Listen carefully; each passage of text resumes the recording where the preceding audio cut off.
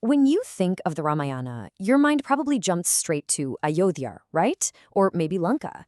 But what if I told you that the epic's most pivotal moments, its very heart, actually began in a completely different land?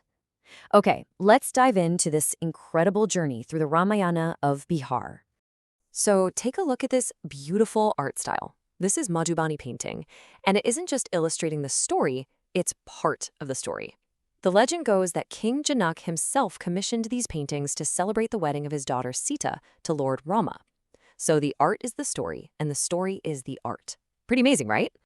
Yep, you heard that right. Before the exile, before the golden deer, and long before the great war with Ravana, the foundational chapters of this timeless story were written all across the landscape of what we now call Bihar. We're going right back to the very beginning. And that beginning, it starts with the daughter of the ancient kingdom of Mithila and her truly extraordinary, almost unbelievable arrival into this world.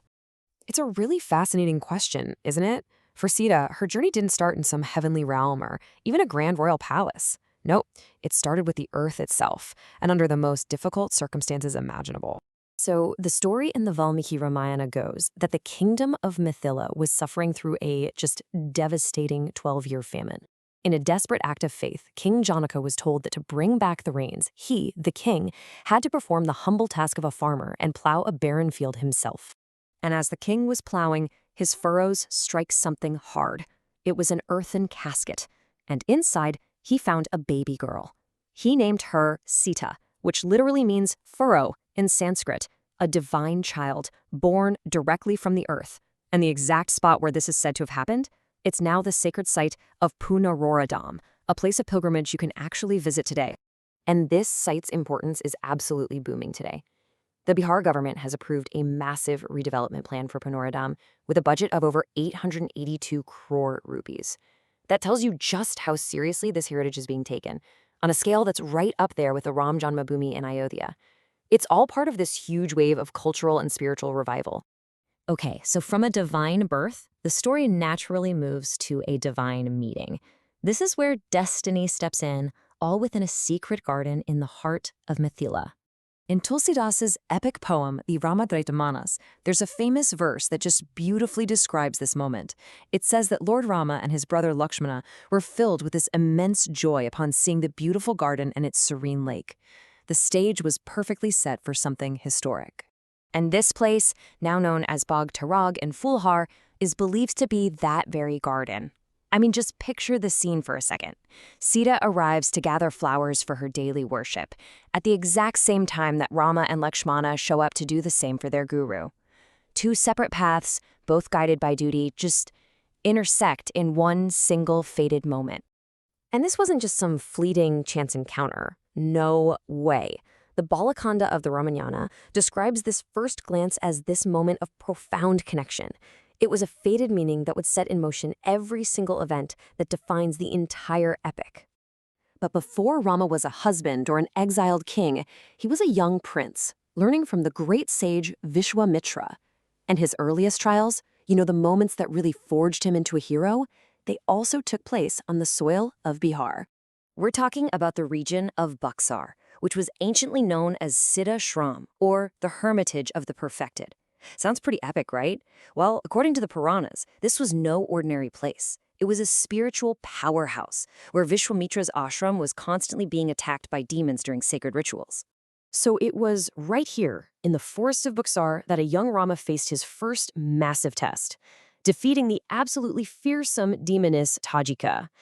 And then, soon after that, near the town of Buxar, at a place called Ahirali, he performed this incredible act of compassion, liberating Ahilya from a curse that had turned her to stone, bringing her back to her human form with just a touch of his foot. And here's where you can see how these stories are literally etched into the landscape. At Ramaraka Ghat in Buxar, it's believed that Rama, after bathing in the Ganges, left his actual handprints and footprints imprinted on the soil, a permanent physical mark that pilgrims can still see today. So we've seen the beginning of the love story and the forging of the hero.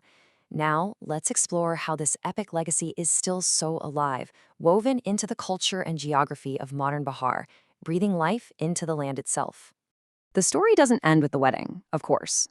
Bihar also holds sites connected to Sita's later trials and her unwavering character. In Munger, there's a hot spring called Sida Kund that is said to be forever warm from her purity after she emerged unhurt from her fire ordeal. And then, in Gaya, another Sida Kund marks the spot where she dutifully performed ancestral rites for her father-in-law. And this brings us right back, full circle. The legacy lives on most vibrantly through every single stroke of Madhubani art. This timeless tradition, born from the celebration of Rama and Sita's wedding, continues to tell their story, making it a living, breathing art form passed down through generations of women in Mithila.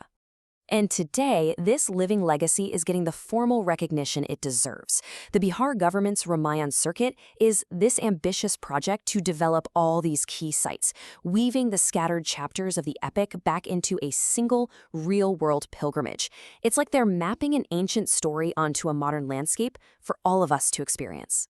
Ultimately, the Ramayana in Bihar is not just a story you read in an ancient book. It's a living narrative. It's present in the land, in its people, and in their art. It's a heritage you can actually see and touch and walk through. And that leaves us with a really fascinating question to think about. How does an ancient story, literally written into the landscape itself, continue to shape a modern identity?